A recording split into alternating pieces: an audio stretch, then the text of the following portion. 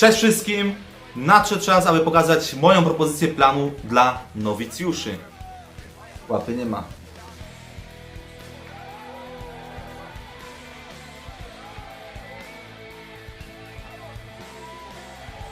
Tytułem wstępu: nie ma planów uniwersalnych, ponieważ każdy plan powinien być oparty o jakąkolwiek diagnostykę.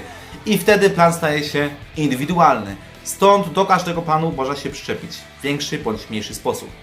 Tak, plan skierowany nasz jest do osoby, która jest zdrowa i nie miała do czynienia z żadnym elementem treningu siłowego.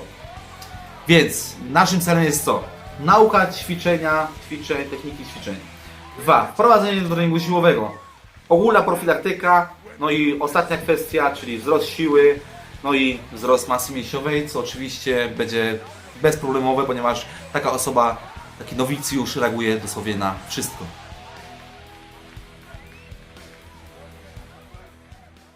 Zaczynamy oczywiście od długości naszego planu treningowego.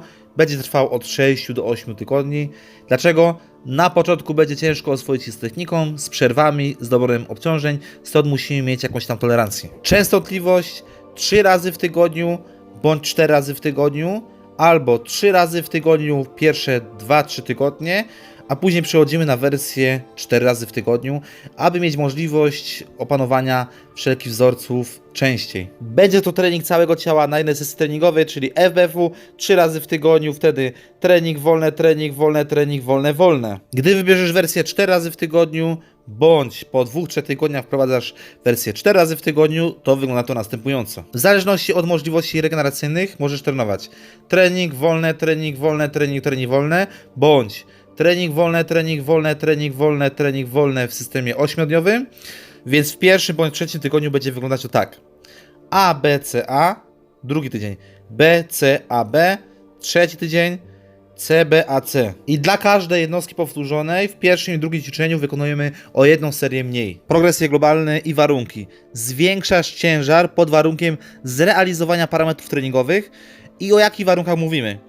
1. Zrealizowane wszystkie serie powtórzenia bez załamania technicznego. 2. Nie zostało złamane tempo wykonywanego ćwiczenia. 3. Progresja liniowa max do 5 kg. I w tym przypadku potrzebujemy rozpisania indywidualnej progresji dla danych ćwiczeń. Trening A. 1. Przysiad przedni bądź tylny. 2. Podciąganie na drążku. 3. Żuraw. 4. Wyciskanie żołnierskie. 5.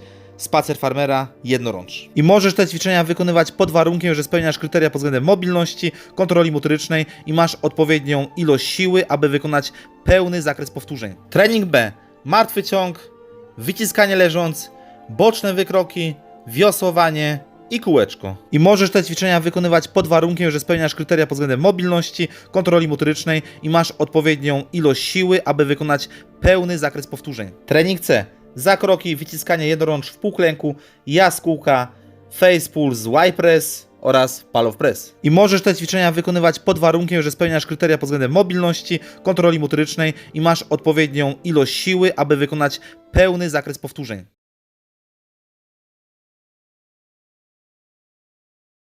Jeśli nie spełniamy kryteriów, o których mówiłem wcześniej, to musimy wybrać odpowiednią regresję ćwiczeń bądź ćwiczenia alternatywne. No i od razu mówię, te wszystkie regresje możemy bardziej rozszerzyć. Ja daję powiedzmy 2-3 wersje. Trening A. Goblet przysiad bądź TRX przysiad.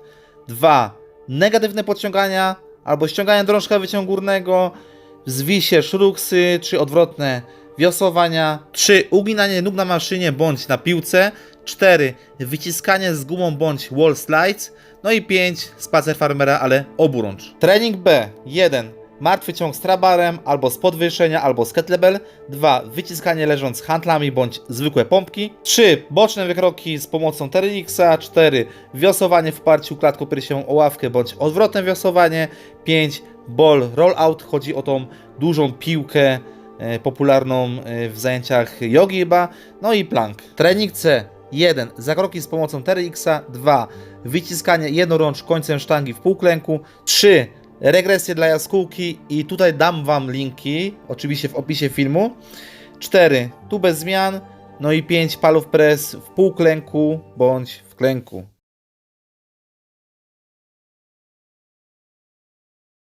Przechodzimy więc do parametrów treningowych i będziemy analizować ćwiczenie pierwsze, czyli przysiad. 4S8 to są 4 serie po 8 powtórzeń. 3, 1, 1, 1 to jest tempo. 120 do 180 sekund to jest przerwa. Plus 2,5 do 5 to jest progresja co tydzień. Więc obciążenie mamy tutaj stałe. Teraz bardzo ważna kwestia, te parametry treningowe nie dotyczą wersji z regresją ćwiczeń i ćwiczeń alternatywnych. No i muszę wytłumaczyć, na czym polega tempo i będziemy analizować przysiad. Tempo 3, 1, 1, 1, to znaczy 3 sekundy faza ekscentryczna, czyli w tym przypadku opuszczania, choć nie zawsze. 1 sekunda pauzy na dole, aby ustabilizować pozycję. 1 faza koncentryczna, 1 po fazie koncentrycznej, czyli pozycja wyjściowa. I tam też masz przyjąć pozycję wyjściową, ustabilizować się, napiąć się odpowiednio, więc w tym celu wykonujemy takie tempo. Aby ułatwić zrozumienie, trzecia cyfra to jest zawsze faza koncentryczna, czyli pracy, czyli w przypadku podciągania to jest do góry, w przypadku wyciskania to sztanga idzie do góry, w przypadku przysiadów sztanga idzie do góry, w przypadku ściągania drążka wyciągu górnego idzie na dół. A co skalą RPE czy tam RIR?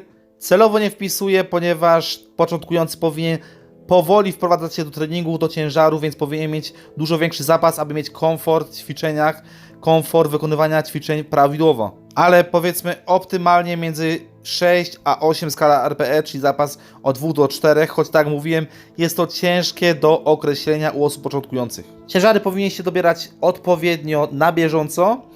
Nie ma tutaj procentu ciężaru maksymalnego, ponieważ jest to nie do określenia osób początkujących, a nie powinni testować przed planem swoich maksów, ponieważ nie znają techniki i jest to bardzo niebezpieczne. Co najwyżej może sobie zbadać w większym zakresie swoje maksy, przykładowo na 10 powtórzeń. Czyli przykładowo wyjdzie 100 kg na 10 razy, no to pierwszy tydzień rozpoczyna od 90 kg. No i wtedy sobie progresuje spokojnie według tych skal, które podałem w planie treningowym. Przez te 6-8 tygodni deload nie będzie potrzebny, ponieważ większość czasu to będą duże progresy bądź mniejsze, więc bardzo możliwe, że skończy plan z dużym zapasem. Dlatego autoregulacja jest tutaj wskazana. Celowo też nie opisuję tych ćwiczeń po kolei, ponieważ na to potrzebowałbym osobnego odcinka. Jak macie jakieś pytania, piszcie w komentarzach. Pamiętajcie, że jeszcze są miejsca, niewiele, ale są miejsca na kurs instruktora trójboju siłowego w Katowicach już w ten weekend. No i nowy kod KFD, pamiętajcie o tym, na razie i łapska nie ma!